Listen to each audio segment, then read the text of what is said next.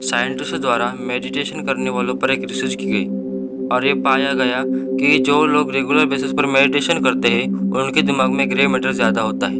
हमारे दिमाग के दो मैटर होते हैं, white matter and grey matter. और यही ग्रे मैटर हमारे दिमाग का वो मैटर होता है कि जो रिस्पॉन्सिबल होता है डिसीजन मेकिंग, मेमोरी और सेल्फ कंट्रोल। और इंसान में ये जितना ज़्यादा होगा आपका दिमाग उतना ज़्यादा जवान होगा, आपकी मेमोरी तेज़ होगी और आप सही तरीके से डिसीजन ले पाओगे। देखो, हमारे दिमाग में ज़्यादा न्यूरॉन्स कनेक्शन होते हैं और उन्हीं में से एक नेटवर्क है DMN, डिफ़ॉल्ट मोड नेटवर्क। और ये जो नेटवर्क है ये हमें प्रेजेंट के बारे में सोचने नहीं देता और ये हमें पास्ट और फ्यूचर के बारे में सोचने लगवाता है। यानी कि ये जितना कम एक्टिव रहेगा हमारा फोकस उतना ही ज़्यादा रहेगा, हमारी मेमोरी इम्प्रूव होगी। और रिसर्च में ये पाया गया है कि जो लोग रेगुलर बेसिस पर मेडिटेशन करते हैं उनके दिमाग में ये नेटवर्क कम एक्टिव रहता है। और ये भी देखा गया है कि जो मेडिटेशन करते हैं उनके दिमाग में हिप्पोकैम्पस में कोऑर्डिनेशन कम होती है। हिप्पोकैम्पस हमारे दिमाग का वो हिस्सा है जो हमारे लर्निंग प्लस मेमोरी को इम्प्रूव करता है। मेडिटेशन के फायदे के बारे में अगर हम बात करने जाएंगे तो ये वीडियो 2 घंटे की हो जाएगी। इस वीडियो को बनाने का मकसद है कि कैसे आप मेडिटेशन करके अपने प्रेम को इम्प्रूव कर सकते हो। इस दुनिया में जितने मेडिटेशन होते हैं वो मैंने 2 पार्ट में डिवाइड किए गए हैं। पहला है फोकस अटेंशन मेडिटेशन, दूसरा है ओपन मॉनिटरिंग मेडिटेशन। इस वीडियो में हम बात करने वाले हैं फोकस अटेंशन मेडिटेशन। इस मेडिटेशन में मेनली आप किसी पर्टिकुलर चीज़ पर फोकस करते हो, वो चाहे आपके शरीर के अंदर हो या फिर बाहर, जैसे कि सांस या फिर कोई सी चीज़ या फिर कोई सा मंत्र हो। और जैसे जैसे उस पर्टिकुलर चीज़ पर आपका अटेंशन बढ़ जाएगा आपके डिस्ट्रैक्शन ऑटोमेटिकली कम होगा और आपका फोकस इंक्रीज होगा। और दुनिया के ज़्यादातर मेडिटेशन इसी बेस पर आधारित होते हैं। तो अभी हम बात करने वाले हैं त्राटका मेडिटेशन के बारे में। त्राटका मेडिटेशन होता क्या है? सबसे पहले आपको एक रूम में बैठ जाना है, आपके पाँव को फोल्ड कर लेना है, अपनी पीठ को सीधा रखना है और आपके एक हाथ इतने अंतर पर कोई सी भी चीज़ को आपको रख देना है, चाहे वो ग्लास हो सकता है, पेन या फिर सिंपल सा बिंदु भी रख सकते हो या फिर आप मोमबत्ती का भी यूज कर सकते हो। आपके आंखों के ठीक सामने, ना दाएं ना बाएं ना ऊपर ना नीचे, बिल्कुल आपके आंखों के सामने किसी भी चीज को रख देना है और अभी आपको उससे देखते रहना है। ध्यान रहे, अगर आप मोमबत्ती का यूज कर रहे हो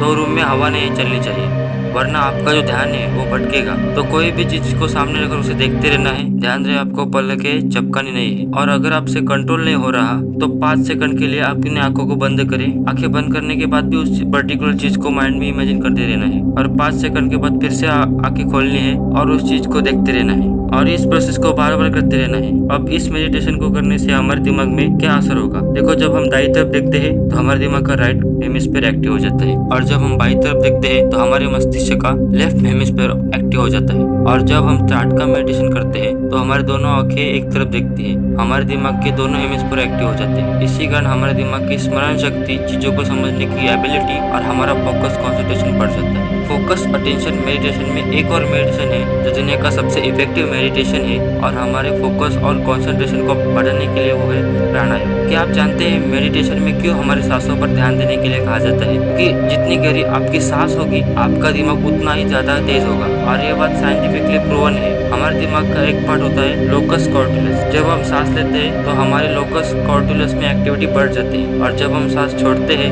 तो लोकस कॉर्टिलस में एक्टिविटी कम हो जाती है। और जब हम छोटी छोटी सांसें लेते हैं तो हमारा दिमाग का पार्ट हाइपर हो जाता है, जिसके चलते हमारे ब्लड में नोराड्रेनोलाइंस हार्मोन रिलीज होने लगता है और आपका हार्ट लेवल और स्ट्रेस लेवल इंक्रीज होने लगता है, जिसके कारण शरीर में कॉर्टिसोल की मात्रा बढ़ जाती है। कॉर्टिसोल एक स्ट्रेस हार्मोन होता है और इसका हमारे बॉडी पर बुरा असर पड़ता है क्योंकि ये हमारे न्यूरॉन्स को डैमेज कर देता है और यही ज्यादा रिस्पॉन्सिबल होता है याददाश्त और लर्निंग के लिए। और जब यही सब हमारे दिमाग में नहीं होता है तब आपका दिमाग बहुत ज्यादा शार्प होने लगता है। अब यहाँ पर ये सवाल आता है कि प्राणायाम कैसे करते हैं, इसको करने का सही तरीका क्या है? सबसे पहले आपको शांत होकर एक जगह पर बैठ जाना है। अब आपको सांसें लेते रहना है। शुरुआत में आपको नॉर्मल सांसें लेनी है और फिर धीरे धीरे आपको लंबी सांसें लेनी है। आपको सांस ऐसी लेनी है जिससे कि आपका पेट और चेस्ट एक्सपांड हो जाए और ऐसा करने से आपके ब्लड को सफिशिएंट अमाउंट में ऑक्सीजन मिल जाता है और आपका ब्लड प्रेशर और हार्ट रेट दोनों ही नॉर्मल हो जाएंगे। अब आपको लंबी गहरी सांसें लेनी है, उसे 5 मिनट तक होल्ड कर लेना है और फिर उसे छोड़ देनी है। तो प्राणायाम करते वक्त लंबी गहरी सांसें लेनी है और आपको सांसों पर ध्यान देना है। अब इससे होगा क्या? देखो, हमारी बॉडी में एक नर्व होती है जिसे हम वेगस नर्व कहते हैं, जो हमारे बॉडी के सभी पार्ट में कनेक्टेड होते हैं और इसका हमारे ब्रेन से और कट ब्रेन से डायरेक्ट कनेक्शन होता है। और जब हम डीप ब्रीथिंग करते हैं तो आपकी ये नर्व एक्टिव हो जाती है और आपके बॉडी पार्ट तक सही से सिग्नल पहुंचाती है, तो आपका माइंड शांत होने लगता है।